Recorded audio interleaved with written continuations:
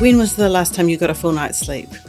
When was the last time you exercised at all? You're right at the end of your nerves all the time, and that's a recipe for anger. Sometimes I know I'm on an edge, and one more thing could set me off, and it's usually the nearest and dearest to me who will cop it. I don't think sometimes counting to 10 is enough. Yeah. I think that's not enough time to change our state. Acting early does mean we've actually got to do it while we're still in that calm place, and so often we've just got used to waiting for the anger to hit us. Kia ora, welcome to Parents We've Met. We have got an episode from the Coach's Couch today, and Jenny and I, we are chuffed. I'm trying to bring that word back, chuffed. I love chuffed. You like it? Good. We are chuffed to have on the couch with us Kristin Ward, Parent Coach. Welcome. Thank you. Yeah. I'm really excited about this topic as well. Me too. I think we don't talk about it enough. We are talking anger and rage, and we're going to be looking at, I think it's a bit misunderstood. So what's happening in that anger, listening to ourselves, figuring out what's going on and ways to help. So it is a big topic. It's a fun and exciting topic, I think. So a great place to start, Kristin, is what are some of the most common beliefs and feelings when it comes to anger? Yeah, I think anger can really alarm parents, and I think we can be quite alarmed at our own anger. It can feel like it spikes up really quickly, and it can feel really intense. Yeah. And we can see the effect that it has on our children as well. Sometimes if we've yelled or something like that, we can know that my kid got really upset, or they got a fright from me doing that, and we can feel, it doesn't feel good for the relationship with my child. And we also pretty much, doesn't take long after we've had a little angry moment with our children to think, I could have handled that so much better. And I think parents can be really hard on themselves when they've got angry. There's actually research that women in particular can be very self-condemning, hard on themselves when they've been angry. We don't give ourselves permission to be angry very much at all. Yeah, we had Kanoa Lloyd on a previous episode in season 2, I believe, and she talked about this, about how it's almost like this emotion that women aren't meant to have, and especially in New Zealand, she kind of felt. Yeah. So I think it's really cool that we're talking more around anger. That we're talking about anger. I know that growing up in a very loving home, I still found that anger, particularly for the females, was the emotion that we weren't to have. We could be sad and we could have lots of other ones, but anger felt that it wasn't nice and you shouldn't do it. And so lots of us are sort of doing big journeys around anger. And I know what you said, parents aren't delighted with their anger, and you often start each day thinking, I'm going to keep my cool. I'm going to be nice. I'm going to be calm. The children are going to go to school without my anger. And so often we find ourselves just tripping up and being triggered again. So I think this is going to really help parents today. Yeah.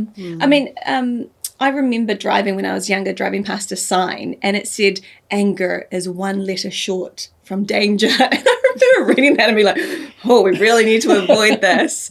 So, I mean, do you hear things like that? People trying to avoid it? And for sure. I think, that is a massive instinct that we all have, is that we want to not get angry, and we see anger as bad and wrong. And of course it can be destructive, but I think it's a very misunderstood emotion, and I think it really is. It's got to function. Yeah. It's got to function, and we need to kind of understand it better. So one of the things that anger does, it's a signal to us when our needs are maybe being ignored, or something that is really important to us is being ignored. And it's a real signal that there's something important to us that's not happening. Yeah. So it's a more useful way to think about anger. If we're just trying not to be angry, if we're putting all our energy into just controlling that anger, not experiencing anger, we're actually missing the message or the signal that anger is giving us, and it might be something quite important. And we don't do this very often because it means pausing and really thinking about, I wonder why I got so angry over that. what was the story behind the anger?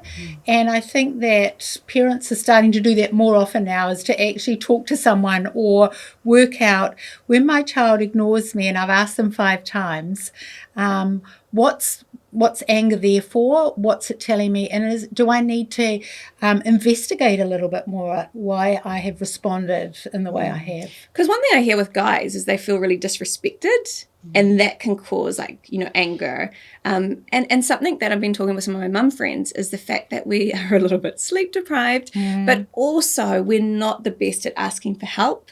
And taking time out. We kind of put ourselves so far down the list, and then we're so stretched that probably that snapping comes a little bit easier. And that's what's a bit tricky about anger. Like, our child might be acting like a child. They might be dawdling as we are trying to get out of the door in the morning, and we might explode. And actually, that was the precipitating event, but there's probably this reservoir of other things that are contributing to our stress. And that's, we talk in the coaches room about the anger iceberg. So if you can imagine an iceberg, there's a little bit of the iceberg that is jutting up out of the water, and that's the obvious part of the iceberg, and it can be sharp and obvious.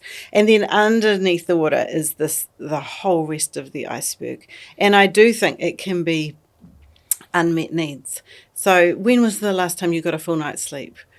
When was the last time you exercised at all? When was the last time you felt maybe your schedule is just so hectic, so rushed. You're right at the end of your nerves all the time, and that's a recipe for anger. It's not an excuse, but it's definitely an explanation. And I think we can be curious about what is under the water, what is under the anger. It's not just the symptom is not the whole thing. Yeah. I find sometimes when I am feeling more angry, and I feel like I've got a lot better at this now, but it used to be just my expectations on my kids were totally off. One, I was expecting, someone like, they are 5, Dayna, like, what are these expectations here? Or sometimes I would realize I've not even shared my expectations. We've gone to someone's home, but I've not had that little chat before we get there of, hey guys, these are some of the things that we need to be thinking about. And then I've got angry because we've actually not talked about it. And for me, I realise that my anger often comes from anxiety. I think about why is this feeling here actually I'm anxious about, whether it's a work thing or something I have to produce, or the fact that the time is short and the job list is long. Yeah. And they're so close, it's almost hard to tell them apart. Yeah. I mean, I think so many things contribute to our anger. We can certainly have such weird expectations of our children sometimes. We can feel so bad. We might think, oh my goodness, he was getting sick and I didn't even pick that up. And you're talking about bandwidth too, and we often don't look to see how much have we got.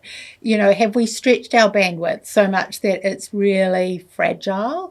And sometimes I know I'm on an edge. And one more thing could set me off. And it's usually the nearest and dearest to me who will cop it. You can manage it in front of others. But when you're with those who you're most comfortable with, that fragility often just comes through. I really think it's not irrelevant, that self-care of ourselves. We often think, no, I've got a problem with my temper, and I'm just getting so irritable with my child all the time, and that's what the problem is. But if we do pay attention to some of those things that are eroding our bandwidth or causing our stress bucket to be absolutely full to the brim and ready to overflow. And the thing about, if you think about a bucket full of water, that's quite a good way of thinking about stress.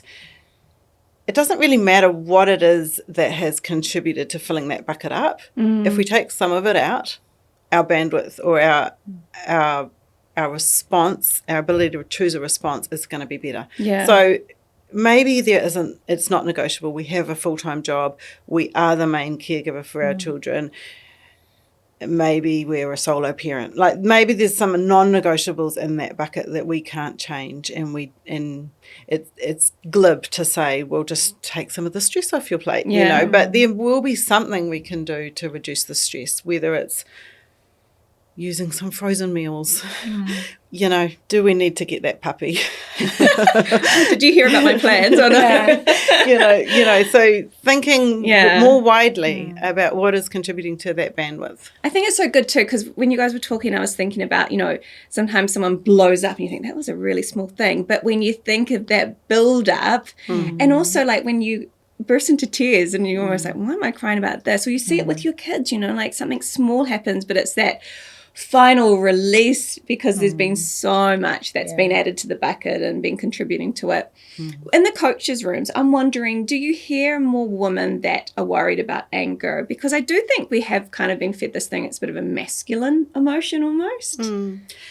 It's not a particular theme that women bring. I think what is a theme is that there is usually one parent in the couple that wants to be firmer, that wants more of a focus on obedience and strictness and children being a bit cooperative when they're asked to do something. And then there's one parent often that is wanting a little bit more warmth or softness or relax about rules. And often it's the parent with the focus on firmness that might be getting a bit more angry. So that can be mum or dad. I don't see a particular theme there.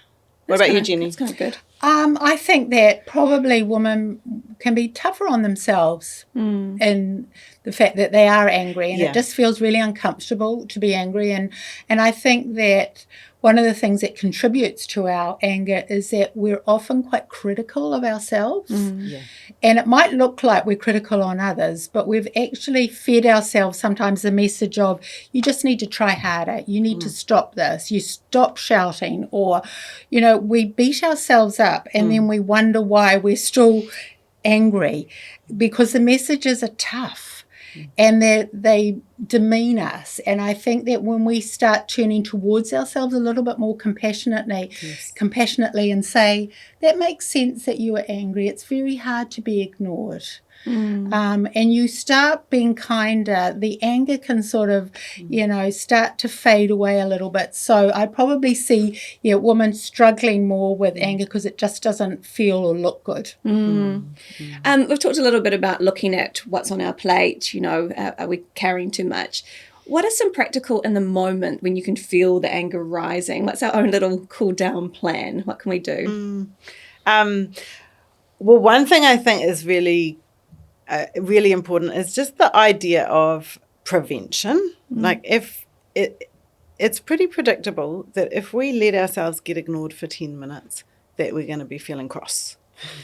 So the idea of arriving earlier with some firmness, not waiting until we're angry to be firm with our children. So if we've asked our child to go and have a shower and they are tuning us out playing the Lego, it's good to get up, go over to our child and usher them and shepherd them towards the shower earlier in the interaction rather than after we've already said it 10 times. So that's one thing.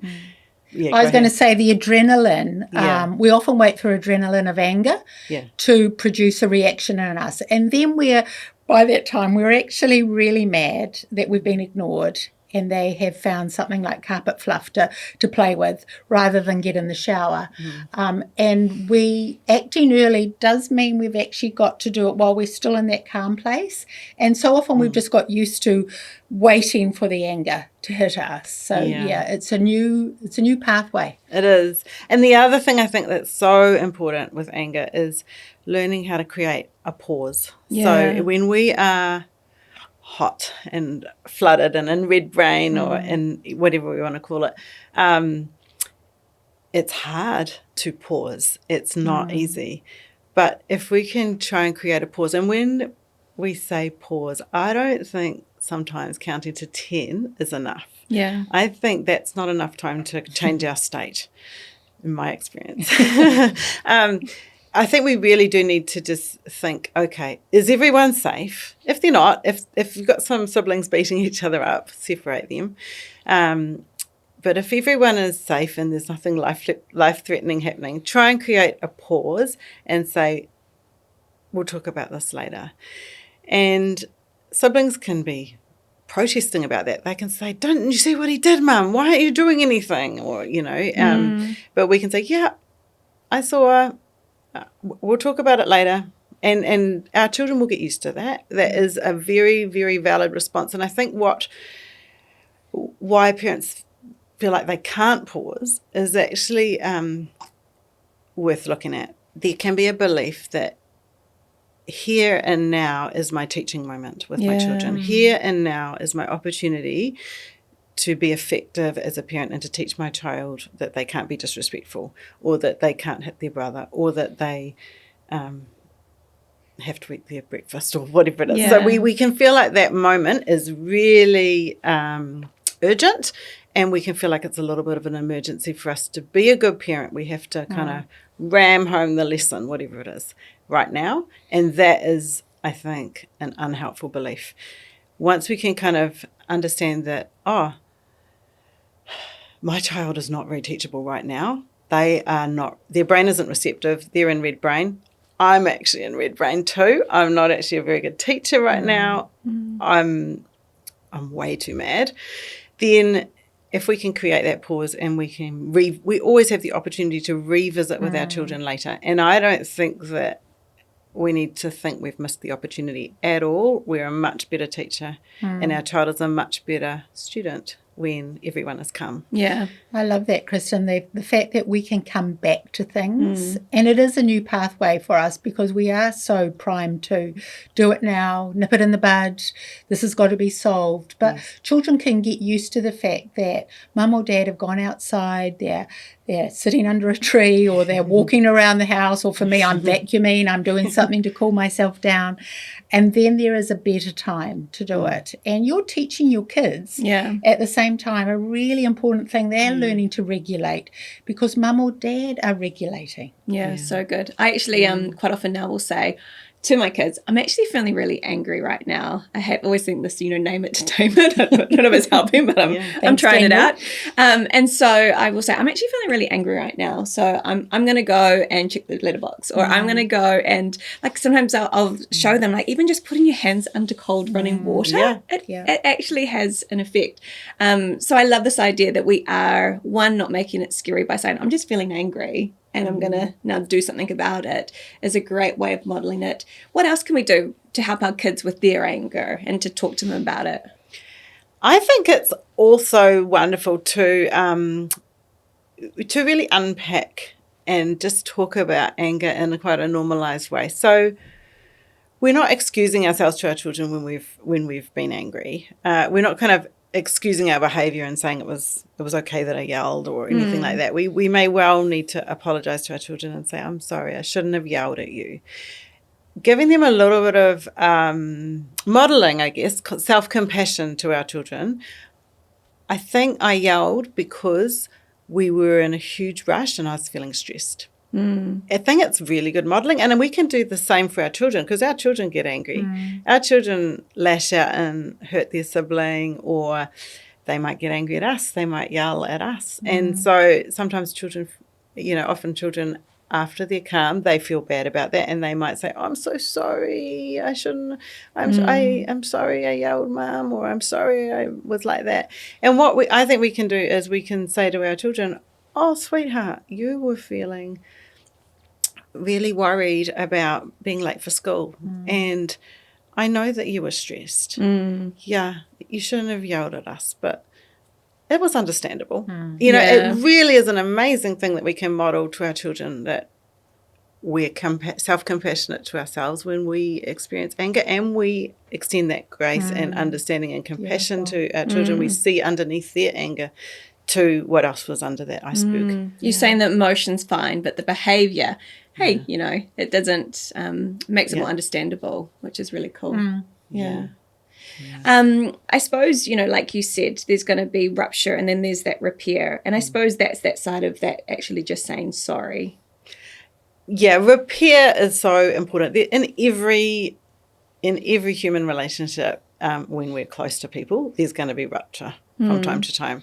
And I think what's so important and what makes our children feel secure is when repair reliably happens. We don't just wait for the wind to blow it away and just ignore the fact that that we had a big incident this morning. Yeah. We want to come back, revisit it, address it with our children, and we want to repair. So whether that's a snuggle, I'm sorry I got cross with you, and we can have a little repair moment like that. Another thing that is really cool is redoing.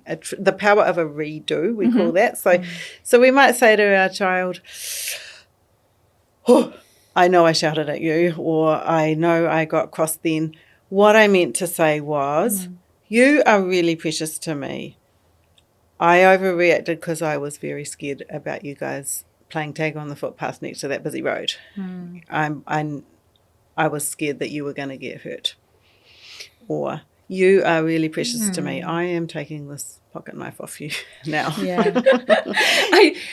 I laugh at some of the things I say in a day, like you say that and we laugh because but things like that, I'm like always amazed at things kids get up to and random things that we have to like address with our children. So yeah.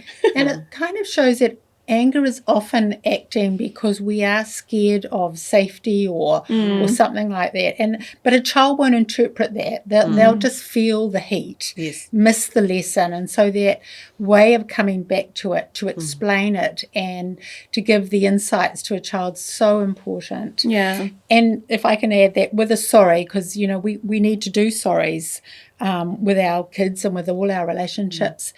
And learning not to say, "I'm sorry, but, you were really, brassing me off," or "you didn't do what I asked," but being able to just say sorry for the bit that we did. Yeah. And then we're teaching our children how to say sorry as well. Yeah, that's so good. Beautiful. Last thoughts on anger and rage, people? I feel like we're so calm as we talk about this.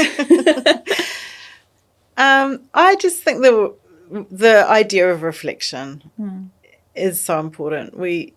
I don't think being really harsh to ourselves is very useful. I don't think it's productive, and I totally know that it can come really naturally. If we've got angry, we can just lie awake all night feeling awful about our moment of anger during the day, and I don't think that's terribly productive. But what is productive is digging into it, understanding it, thinking about what else is under that iceberg. And sometimes that we do need to ask and be assertive with the other people in our lives about something needs to change. I'm carrying too much. Yeah, great advice. If you want to find out more about parent coaches, there's something maybe that you want to talk about. Could even be anger and rage. It could be looking at what's sitting underneath that anger for you. Get in touch. parentingplace.nz is where you'll find us.